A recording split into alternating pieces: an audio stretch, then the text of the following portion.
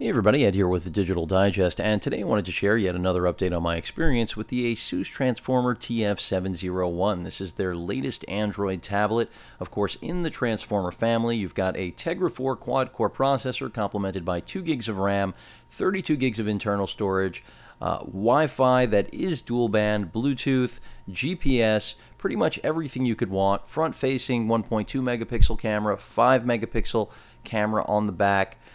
A very robust feature set, and most importantly, or most impressive at least first glance, is that 2560 by 1600 resolution 10.1-inch IPS display using the same exact technology found in the iPad Air. So arguably a better display because of the higher pixel density and really far more affordable because you're looking at a $450 Wi-Fi tablet with 32 gigs of internal storage. So beat that. Very difficult right now in the marketplace to get this sort of kit at that price.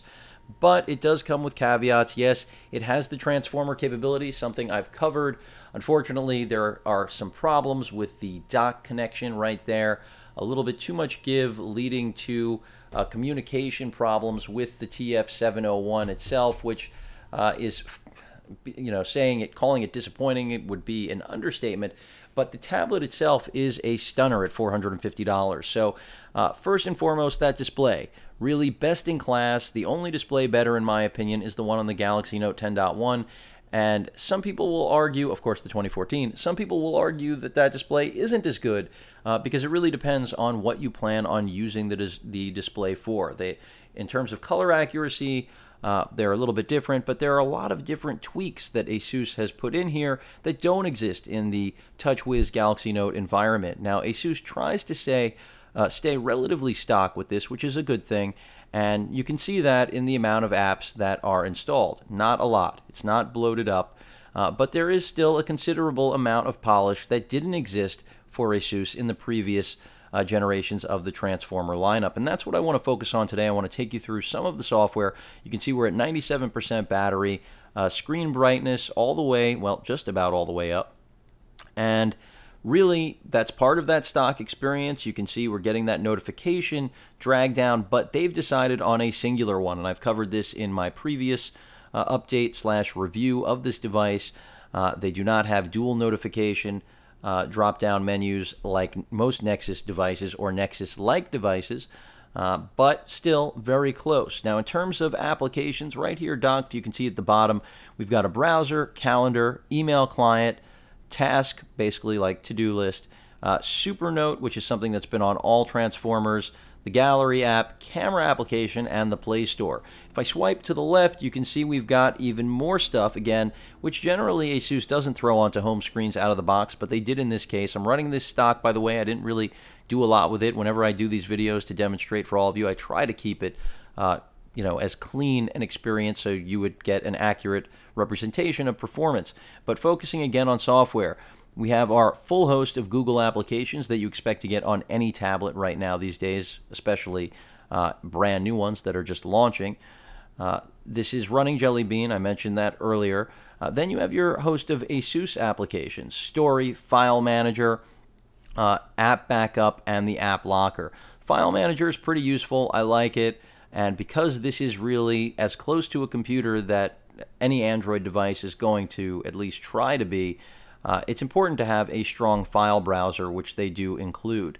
The power saver mode is something new, really, the look, the feel, and this is again speaking to that extra polish that I was discussing. You've got an ultra saving mode, which I'm in right now, an optimized mode, and a customized mode, where you can, of course, like a Windows machine, actually customize your power settings. So pretty cool to have this built in. That's another nice little touch, and that has a lot to do with Asus being successful in the tablet business. Much like Samsung, these are really two of the heavyweights out there. Samsung clearly doing quite a bit more volume with the phone industry under their belt, besides also being one of the best tablet manufacturers out there.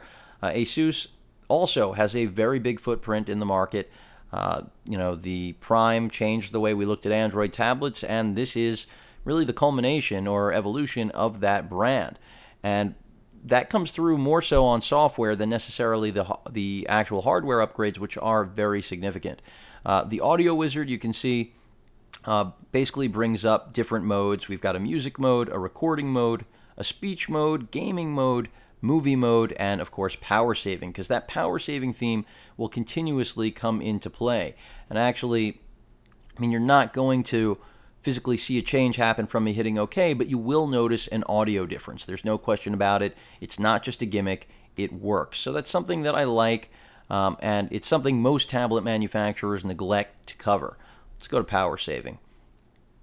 Moving along, we've also got Splendid, which is going to give you access to control of the entire color saturation. You know, if you're someone that likes to calibrate your television, now you can calibrate your tablet. This isn't a new concept, but it is yet another form of polish that they've integrated.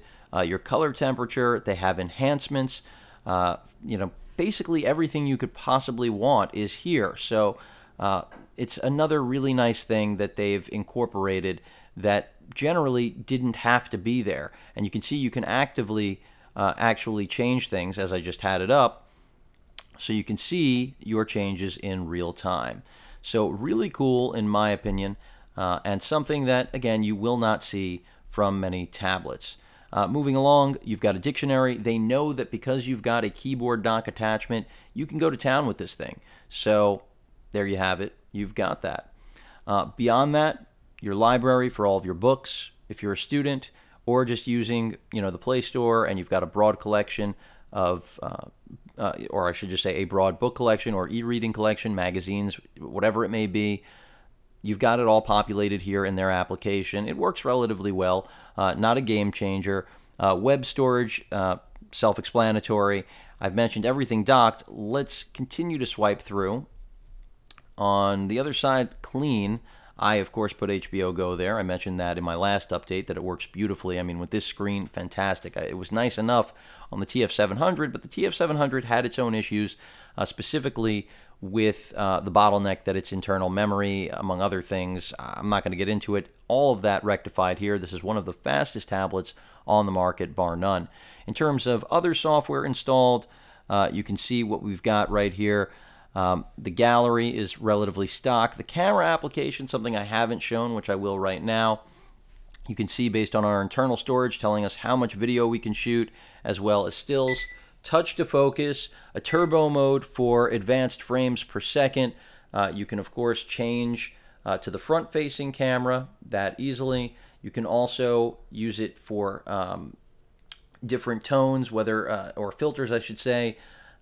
In addition, you have all sorts of different image control, which, again, isn't something you're going to find on other tablets. So it's impressive to see Asus recognizing they need to up their game in this department, and this really is all brand new stuff that no one has really highlighted about this tablet. So you've got white balance control, your ISO, which you can leave it auto or go up to, well, range from 100 to 800, your exposure value, and just things that you don't expect from Asus. I have no other way of putting it. You know, they're not a camera manufacturer.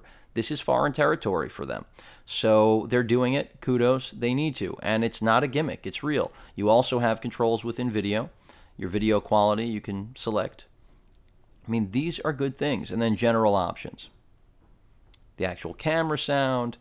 I mean, these are things that I really didn't expect and was surprised to find on the device.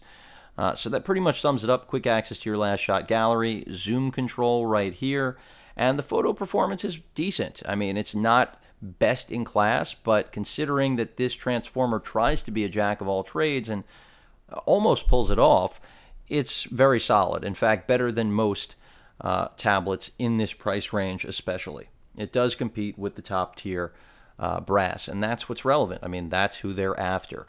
In terms of other stuff, of course, we've got Chrome, Gmail, the power saver I already took you through, Google, a clock, calendar, calculator, the audio wizard we did, app locker. Essentially, you know, it's just what it sounds like. It's to protect your apps with passwords, not something that everybody is going to use. In terms of application backup, yet another thing. It's good that it's there. And these are sometimes considered added values, but a lot of people do look at this as bloat, and that's why I'm sharing it with all of you.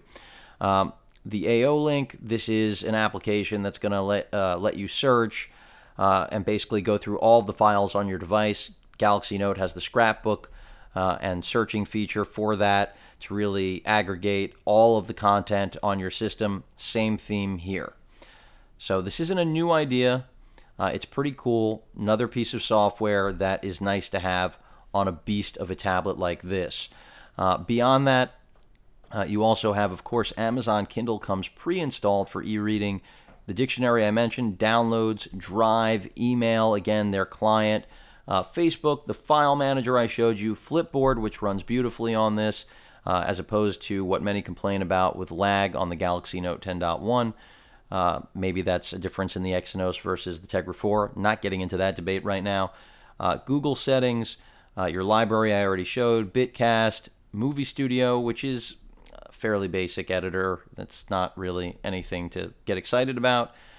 Mirror, self-explanatory to a degree. It's going to basically give you a mirror to check yourself out. Google Maps, Go I installed, Hangouts is stock, Google Plus is stock, the parental lock, that's something I think a lot of parents will enjoy having access to, and People, Photos, Playbooks, Play Games, these are all the Google applications, Play Newsstand. Then in terms of widgets, we've also got some customized stuff, whether it's the widget you saw on my main home screen, which shows you the battery life, which has existed now through several generations of the Transformer lineup to show you battery life in your dock as well as tablet itself, and the transference of that battery life because the dock actively tops off the juice on your tablet. So then when you finally do undock, you've got more power where it belongs, in the tablet, not still sitting in the actual dock. But the other apps, widgets, some are stock. You know, Evernote is there, which is also on board. So they give you a nice variety of things here. Some are, as I keep mentioning, stock, others not so much. So different interface here also, you may have noticed. They give you little tabs to go in between what you've downloaded, or, you know, it's basically just control of the view. And everything works as it should. And this is a great tablet, in my opinion. It's one of the best on the market, if not the best, because of its price point at $450. You're not going to buy anything that will outperform it, I assure you of that. From its screen, processor, Wi-Fi, other than the issues I've experienced with the keyboard dock connection, this is one of the best tablets I've ever seen. Of course, no pen input. You know, this is not something really to compare to the Galaxy Note in that regard, because you don't have a Wacom digitizer with a stylus. It's just not happening. But you do have the advantage of the keyboard, extra battery life, full-size USB port, SD card slot, things that you just can't do with a Galaxy Note. No matter how hard you try, you're going to have a squid connection of cables. In terms of other things to point out, I mean, nothing really groundbreaking here and showing you wallpapers, other than, you know, showing off the display, really. That's probably the key advantage to me, just cycling through these, because again, that 2560 by 1600 resolution display is gorgeous. I'll re-emphasize that over and over again, because there aren't a lot of tablets right now on the market that do have this sort of resolution. You know, the Galaxy Note 10.1, the Nexus 10, and this. I mean, that's what you've got right now. I'm not going to include the iPad because it's not an Android tablet, and even if I wanted to, it's not up to the same resolution or screen size. So that's not a good comparison, in my opinion. But everything about this tablet just works. I'll reiterate it over and over again. Beyond that, in terms of the overlay internally, let's jump into, you can see, very similar to Samsung, we have quick access to Wi-Fi control, reading mode, instant dictionary, Bluetooth, and GPS. The instant dictionary is a cool little feature. Also right here, you may have noticed, we've got quick access to wireless display, what is known as Miracast. It used to be just Witty or wireless display, rebranded. So if you have a receiver, you can stream all of your content wirelessly despite having HDMI out. If you don't want to use a plug, you don't need to. In terms of the settings, let's just jump through it. Take you through what you can see here that's custom to the TF701. Wi-Fi, I mentioned, dual band performance is solid. So There's nothing really for me to point out there. I've been more than pleased with what it's been able to do, even though it just shut off. In terms of sound, you can see basically what we've got control over here. Fairly simple, straightforward. If I take us to display, again, fairly straightforward controls. Screen sharing mode is there, as well as the control for Mirrorcast. Wallpaper designation for your lock and home screen, or both. The reading mode I mentioned before.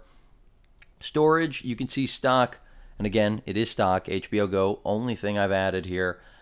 24 gigs free, so that's pretty good considering 32 gigs. I mean, it's on par, nothing shocking. Battery, we're at 94%. We've been off of the charger for almost 2 hours. Brightness is cranked all the way up. Applications, that's another thing I wanted to tell you. When you actually get a notification from an app, you can actually long press it, jump right in to the task manager you're looking at here to control that app, kill it, whatever you want.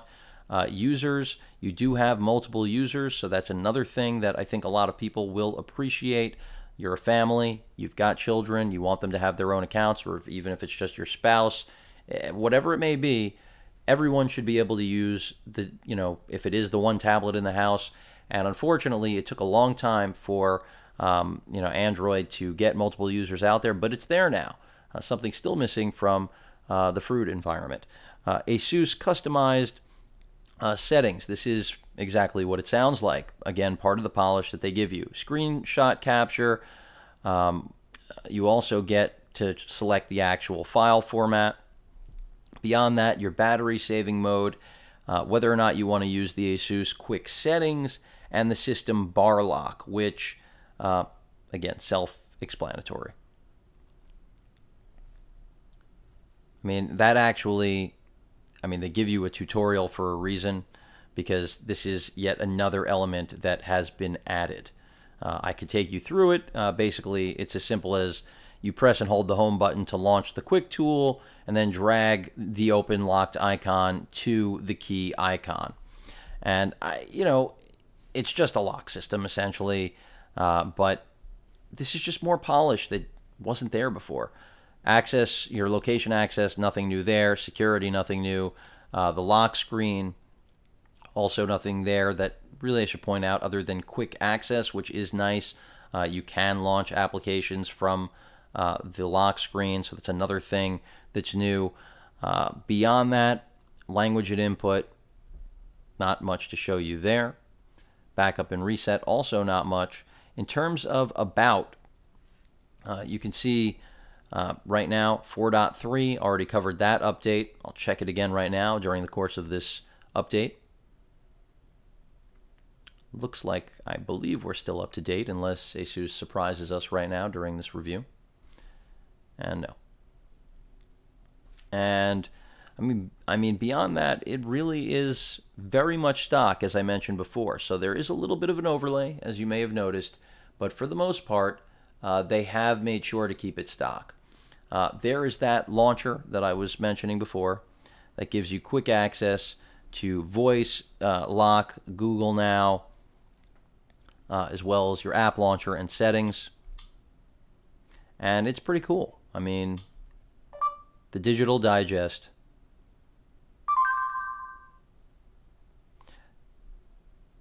And multitasking is not a problem either. I mean, this is where they're trying to show that they can multitask with the rest of them. Granted, it's not split screen. You can, of course, just jump in and out of whatever tasks you please. So, a lot going on here, a lot to like, in my opinion.